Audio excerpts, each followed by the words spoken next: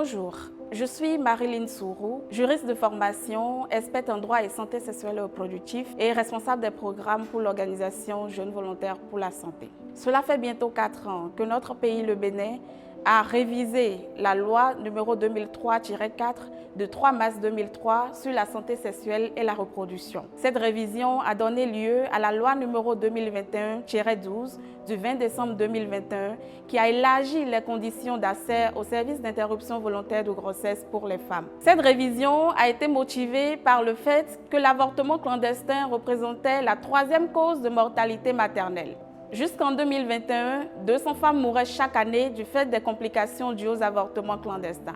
Malgré cette avancée majeure, des femmes ont encore aujourd'hui beaucoup de difficultés à accéder aux services sécurisés d'avortement. Elles font face à des défis structurels, à des défis sociaux, à des défis juridiques, malgré l'existence d'une loi, puisque nous avons encore beaucoup de difficultés avec l'application des dispositions de cette loi-là au Bénin.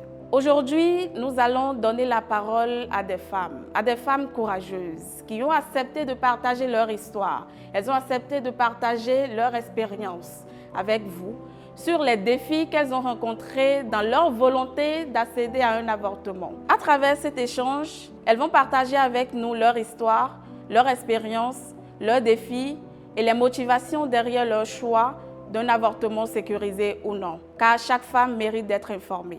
Je vous invite à les suivre. Salut, je m'appelle Charlotte et j'ai eu recours à un avortement non sécurisé. Pour la petite histoire, j'avais déjà un enfant et 2 ans plus tard, je me suis retrouvée à nouveau enceinte. Je ne pouvais pas me permettre de continuer cette grossesse car je devais poursuivre mes études et j'avais déjà une charge familiale. J'ai donc pris la difficile décision d'interrompre ma grossesse.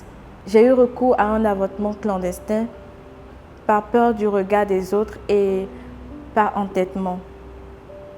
C'était une épreuve très difficile à vivre et j'en ai souffert, plongeant dans une profonde dépression durant des mois. Mon expérience a été très difficile. J'avais comme l'impression que ma vie ne tenait qu'à un fil, car tout s'est déroulé dans des conditions très dangereuses. Je ne recommande à personne de passer par là.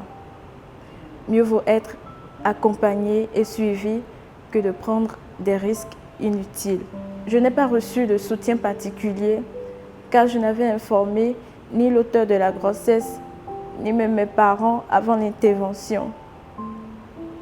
Si j'avais un conseil à donner à mes sœurs, ce serait de toujours avoir recours à un avortement sécurisé.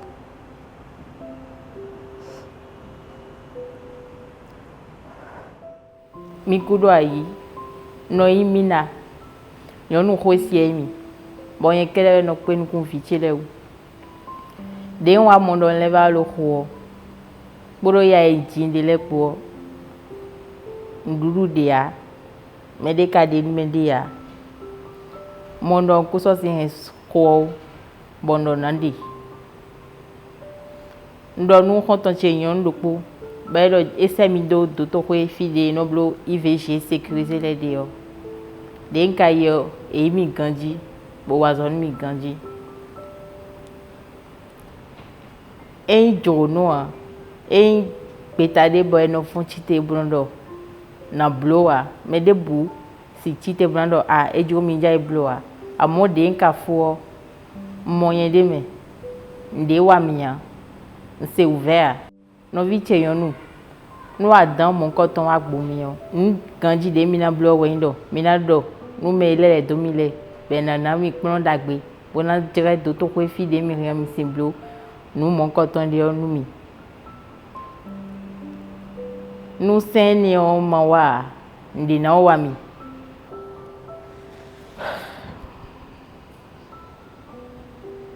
Je suis Elodie.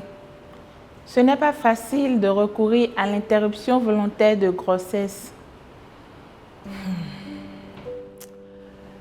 C'est un vrai combat contre soi-même. Quand je me suis retrouvée dans cette situation, j'hésitais. Devrais-je poursuivre cette grossesse?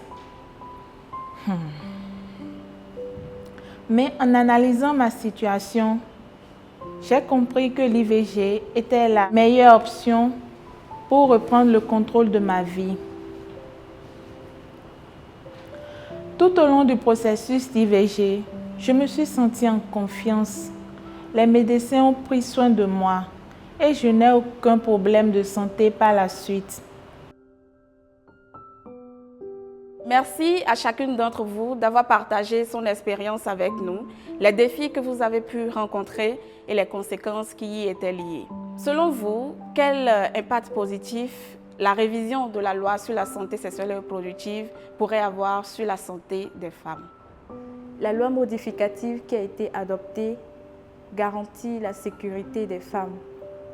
Elle protège non seulement leur santé reproductive, mais aussi leur vie. Loin de faire la promotion de l'avortement, elle vise à réduire le taux de mortalité lié aux avortements clandestins.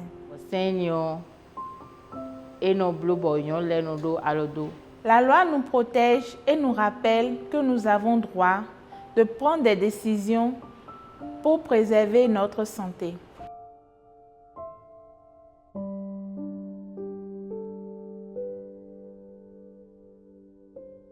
Ainsi s'achève ce moment d'échange avec les jeunes filles. C'était notre façon à nous de lever le tabou sur l'interruption volontaire de grossesse dans notre contexte. Ensemble, continuons par accompagner les femmes vers le choix d'un avortement sécurisé sans stigmatisation.